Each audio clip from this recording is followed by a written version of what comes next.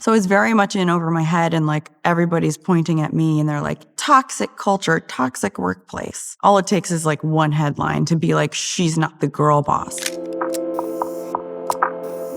My name's Sophia Amoruso. I'm a recovered entrepreneur and now venture capitalist of a venture fund called Trust Fund. So when I was 22, I was working in the lobby of an art school and wasn't trying to be an entrepreneur. I just didn't want to work for other people. So I went and found some vintage clothing. I put it on eBay. I called my eBay store Nasty Gal Vintage. I didn't start the business with any money. I didn't have loans. The first year on eBay was $75,000 in revenue. And then the second year, I left eBay about halfway through and it was $250,000. And the next year was 1.1 million. And then the next year was like 6.5, then it was 12, then it was 28. And this was like just flipping clothes. They valued the company at $350 million when we were doing 28 million in revenue, which is just like over 10 times revenue, right? It was explosive. And it was just like me and a bunch of kids in a warehouse. During that time, I wrote a book called Girlboss. That book spent 18 weeks on the New York Times bestseller list, sold 500,000 copies, eventually became a Netflix series. And it was kind of this freak show, this like rags to riches, American dream story of like, the girl boss. Growing up, I didn't fit in. I wasn't a happy kid. I went to 7 different schools, hated living in the suburbs, and I hated authority. There were 2 words that I heard more than anything was you're weird and you're annoying. And I never was really great at one thing.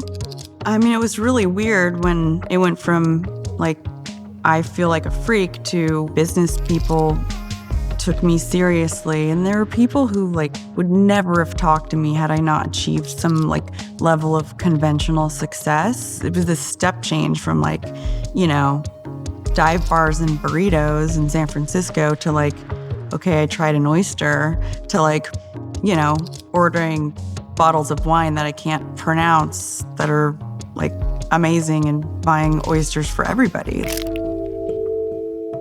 I was 28 years old. I was really naive.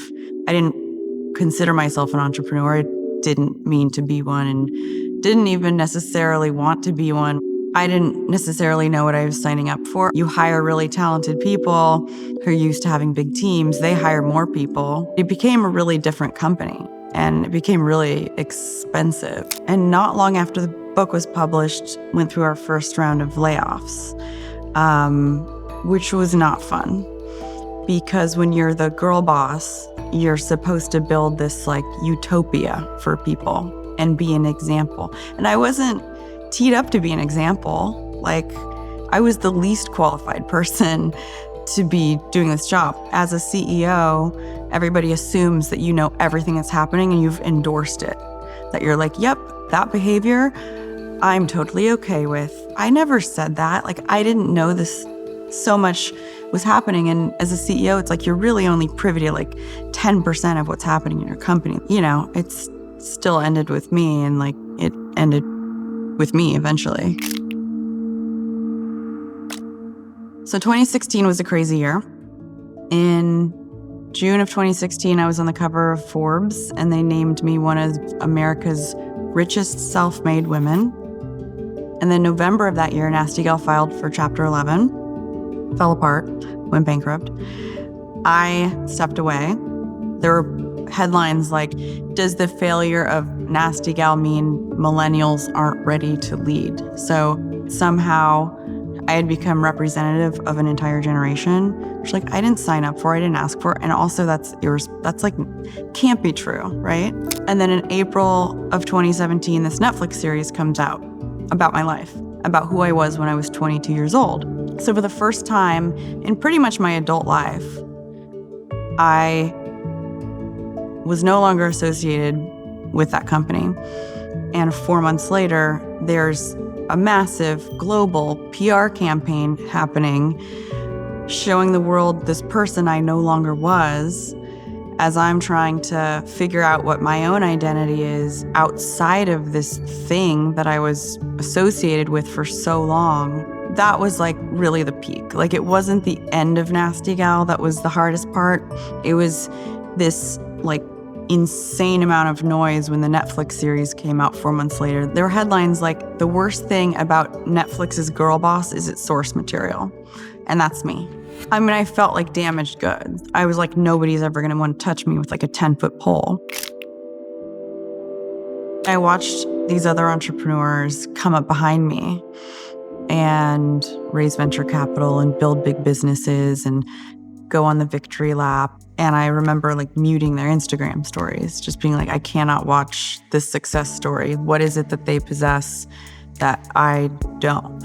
Even though all that shit had happened, there was this generation of women that, for the most part, still showed up for me, and they were still inspired. And my failure gave them permission to fail in this weird way, because they had probably gone in Girlboss too close to the sun. I spent most of my life thinking that I didn't belong, and that was a sad thing, and isolating myself and not getting along. And eventually, I don't belong became this fun game. Like, that's okay. Like, I don't want to be like everybody in the room. And I do bring something different to the room.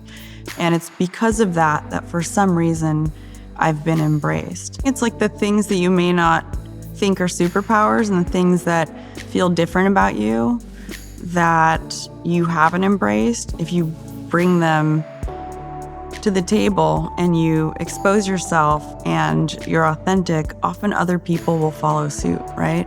And when you share your story, people aren't going to be like, oh my God, what a freak. They're going to identify with it. Like, the right people will keep showing up for you.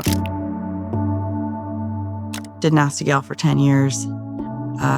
It was a blast, and it was the hardest. And now I'm 40, and I don't want to be in fashion, and I don't want to run a business, and I certainly don't want to be in retail, but I'm having fun.